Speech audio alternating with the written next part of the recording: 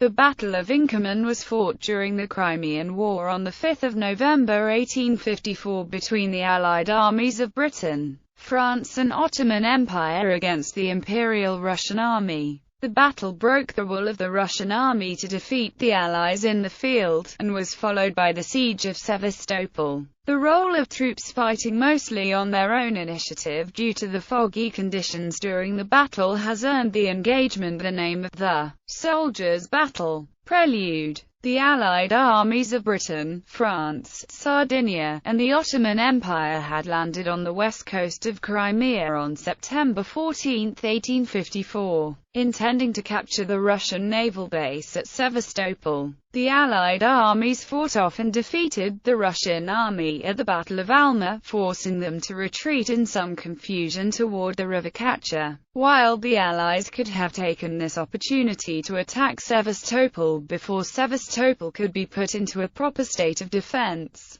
the Allied commanders, British General Fitzroy Somerset, 1st Baron Raglan and the French commander François Certain-Canrobert could not agree on a plan of attack. Instead, they resolved to march around the city, and put Sevastopol under siege. Toward this end the Allies marched to the southern coast of the Crimean Peninsula and established a supply port at the city of Balaclava. However, before the siege of Sevastopol began, the Russian commander Prince Menshikov evacuated Sevastopol with the major portion of his field army, leaving only a garrison to defend the city. On 25 October 1854, a superior Russian force attacked the British base at Balaclava. Balaclava revealed the Allied weakness. Their siege lines were so thin they did not have sufficient troops to man them. Realizing this, Menshikov launched an attack across the Chennai River on 4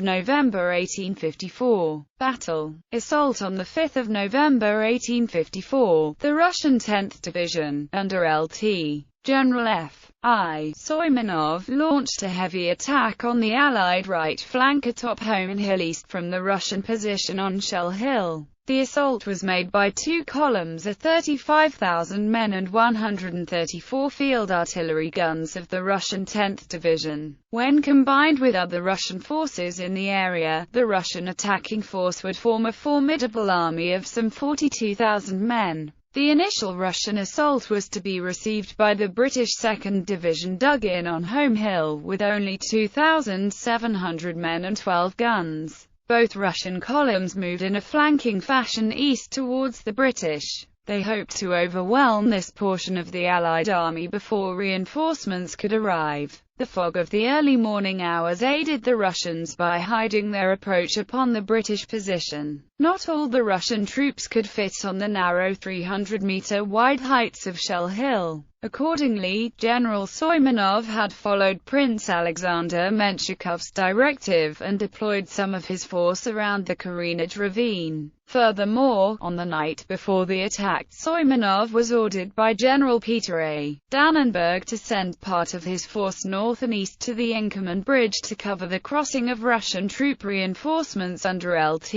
General P. R. Pavlov. Thus, Soimanov could not effectively employ all of his troops in the attack. When dawn broke, Soimanov attacked the British positions on Homan Hill with 6,300 men from the Kolivansky, Ekaterinburg and Tomsky regiments. Soimanov also had a further 9,000 in reserve. The British had strong pickets and had ample warning of the Russian attack despite the early morning fog. The British pickets, some of them at company strength, engaged the Russians as they moved to attack Homan Hill. The firing in the valley also gave warning to the rest of the 2nd Division, who rushed to their defensive positions. De Lacy Evans, commander of the British 2nd Division, had been injured in a fall from his horse. Sir Command of the 2nd Division was taken up by Pennyfather, a highly aggressive officer. Pennyfather did not know that he was facing a superior Russian force.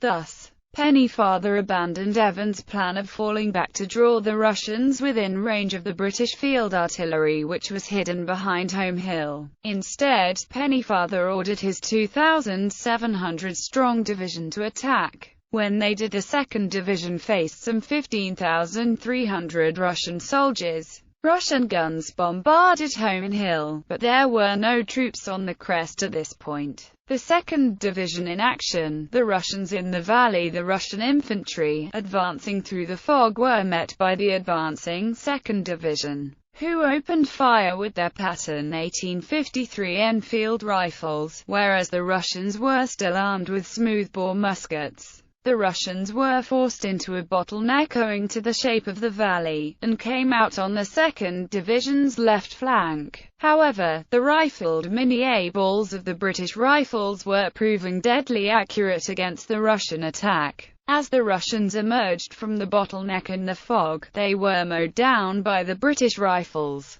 Those Russian troops that survived were pushed back at bayonet point. Eventually, the Russians were pushed all the way back to the Russian artillery positions. The Russians launched a second attack, also on the 2nd Division's left flank, but this time in much larger numbers and led by Soimenov himself. Captain Hugh Rowlands, in charge of the British pickets, reported that the Russians charged with the most fiendish yells you can imagine. At this point, after the second attack, the British position was incredibly weak. If Soimenov had known the condition of the British, he would have ordered a third attack before the British reinforcements arrived. Such a third attack would have certainly succeeded, but Soimenov could not see in the fog and thus, he did not know of the desperate situation of the British. Thus, Soimenov was persuaded to await the arrival of his own reinforcements, General Pavlov's men, who were making their way toward the Inkerman battlefield, in 4 different prong attacks from the north. However, the British reinforcements arrived in the form of the Light Division, which came up and immediately launched a counter-attack along the left flank of the Russian front,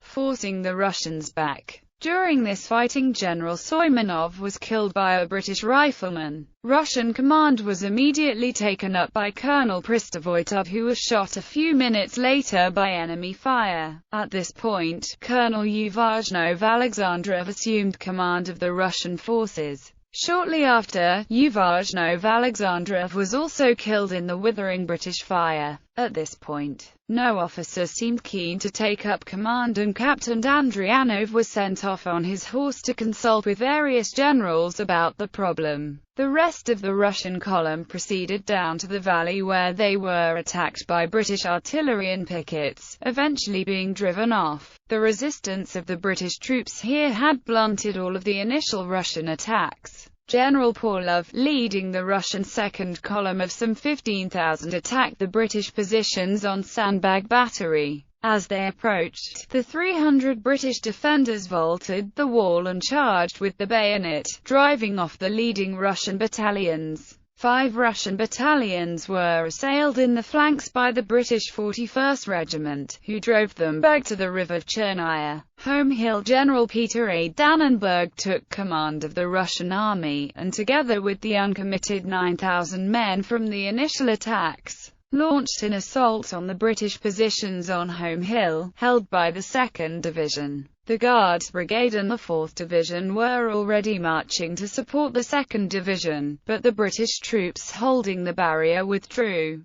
before it was retaken by men from the 21st, 63rd and Rifle Regiments. This position remained in British hands for the rest of the battle, despite determined attempts to take it back. The Russians launched 7,000 men against the Sandbag Battery, which was defended by 2,000 British soldiers. So began a ferocious struggle which saw the battery change hands repeatedly during the attack. 4th Division in action. When the British 4th Division arrived under General George Cathcart, they were finally able to go on the offensive. They launched a renewed attack against the Russians and on their flanks. The courage of Cathcart and his men had the unexpected effect of encouraging other British units to charge the Russians. However, the flanking troops were caught in the rear by an unexpected Russian counterattack, and Cathcart was shot from his horse and killed, leaving his troops disorganized and the attack broken up. This gave the Russian army an opportunity to gain a crest on the ridge. However, as the Russian troops were coming up, they were attacked and driven off by newly arrived soldiers from the French camps. The French, with marvelous rapidity, brought up a division from 5 miles away and poured reinforcements into the entire line, reducing the Russians' advantage in numbers. Defense of Home Hill by the British and French forces. At this point in the battle, the Russians launched another assault on the 2nd Division's positions on Home Hill, but the timely arrival of the French army and further reinforcements from the British army repelled the Russians' attacks. The Russians had now committed all of their troops, and had no fresh reserves with which to act. 2 British 18-pounder guns along with field artillery bombarded the 100-gun-strong Russian positions on Shell Hill in counter-battery fire, with their batteries on Shell Hill taking withering fire from the British guns, their attacks rebuffed at all points, and lacking fresh infantry. The Russians began to withdraw.